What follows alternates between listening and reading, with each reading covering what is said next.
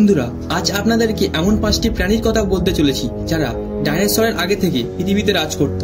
আপনাদের মধ্যে অনেক মানুষেরই ধারণা আছে যে আমাদের পৃথিবীতে বিশাল আকারের প্রাণী বলতে শুধু ডাইনোসরকেই বোঝায়। আজকের এই ভিডিওটি দেখার পর আপনাদের এই ধারণাটি পুরোপুরিভাবে পাল্টে যাবে। তার জন্য ভিডিওটিকে একদম শেষ পর্যন্ত দেখতে থাকবেন। অ্যাডিপোসোরাস 19 সেঞ্চুরিতে নর্থ আমেরিকার আর্কিওলজিক্যাল সার্ভের এক বিখ্যাত বৈজ্ঞানিক একটি জীবাশ্ম খুঁজে পান, আর সেই জীবাশ্মটি ছিল আজ থেকে প্রায় 300 কোটি বছরের পুরনো। তারপর এরকমই অনেক জীবাশ্ম আরো অনেক জায়গায় খুঁজে পাওয়া যায়।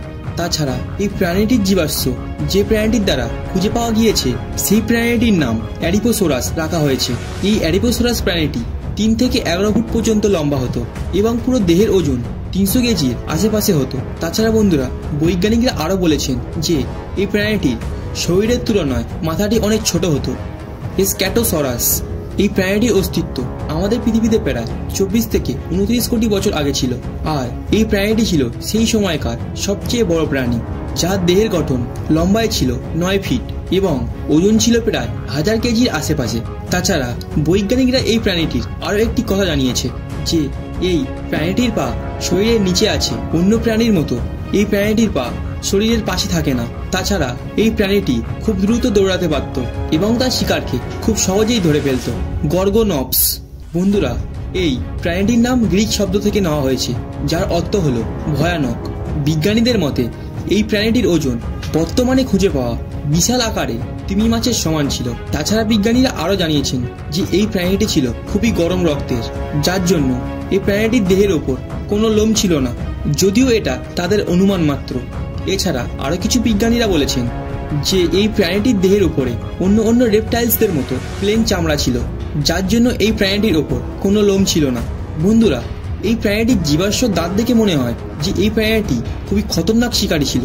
ট্যানোস্টোফেয়ার্স এটি পৃথিবীর সব থেকে পুরনো রেপটাইলসের মধ্যে একটি রেপটাইলস, যার শরীর ছিল অত্যাধিক লম্বা এবং তার শরীরের থেকে দ্বিগুণ লম্বা ছিল তার গলা। বিজ্ঞানীদের মতে এই প্রাণীটি জল এবং স্থল দুই জায়গাতেই বসবাস করত এবং এরা জলের নিচে খুব দ্রুত সাঁতার কাটতে পারত, কিন্তু স্থলভাগে এই প্রাণীটি খুবই ধীরে ধীরে চলাচল করত। এই প্রাণীটির গলা লম্বা হওয়ার কারণে এই প্রাণীটি খুবই সহজে তার শিকার করতে পারত। তাছাড়া এরা যদি কোনো কারণে জলে মাছ শিকার করতে না পারত, তখন এরা স্থলভাগে এসে গাছের পাতা খেয়ে তাদের জীবনযাপন করত। ডিসম্যাটোসাচুস এর দাঁত অন্যান্য প্রাণীর মতো ধারালো ছিল না, বরঞ্চ এই প্রাণীটির দাঁত ছিল অন্যান্য শাকাহারী প্রাণীদের মতন। হয়তো এটাই একটা কারণ ছিল যে এই প্রাণীটি অন্য কোনো প্রাণীদের শিকার করত না, যার জন্য এই প্রাণীটি তার জীবিকা অর্জন করার জন্য ঘাস ও গাছের পাতা খেয়ে থাকত। বন্ধুরা, এর মানে কিন্তু এটা নয় যে এই প্রাণীটি অন্য কোনো প্রাণীর ওপর আক্রমণ করত না। যখন এই প্রাণীটি বুঝতে পারত যে তার ওপর কোনো প্রাণী আক্রমণ করতে চলেছে কিংবা সে কোনো বিপদে পড়েছে, তখন সে তার কাছে আসা অন্য প্রাণীদের সাথে লড়াই করত।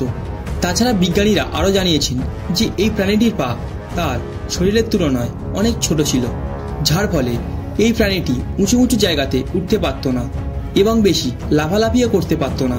তো বন্ধুরা, আজকের ভিডিওটি আপনাদের কেমন লাগলো কমেন্ট করে অবশ্যই জানাবেন, আর যদি ভিডিওটি ভালো লেগে থাকে ভিডিওটি লাইক করবেন এবং চ্যানেলটিকে সাবস্ক্রাইব করবেন। ধন্যবাদ।